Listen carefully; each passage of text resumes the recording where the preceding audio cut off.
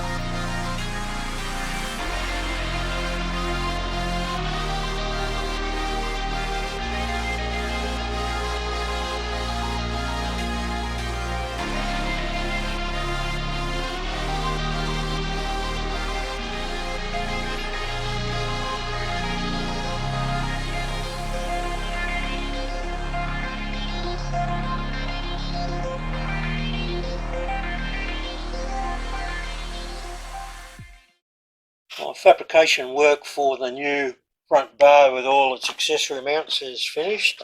Everything's just tacked in place. I've got the toe coupling plate there and the two bottom radiator mounts there, and I've deliberately made those two curved bars to protect the bottom of the radiator. Up on the side here I've used one of the bolts from my boxed beam end. The mount on the left is the top radiator, one of the top radiator mounts, and the other bracket is for bonnet pins.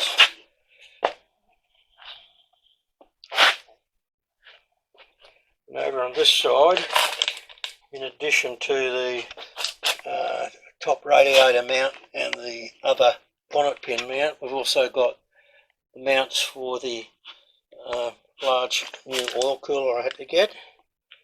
Oil filter is mounted back there, and all of that can be unbolted. So it's all tacked in place, and now I'll take the bar right off and fully weld everything.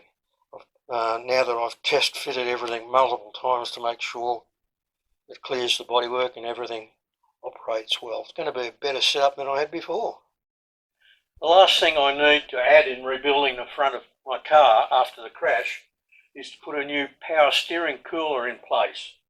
And instead of going with the original factory V6 Honda one that I had a shop around and I found this one on eBay for $30. It's off a Ford Territory SX.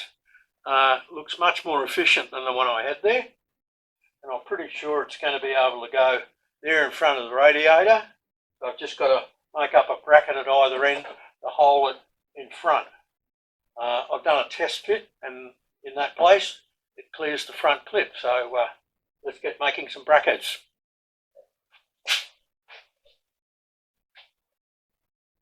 When I get this fully welded, I think I'll take it into the Newcastle Arts Museum and enter it in the steel sculpture section.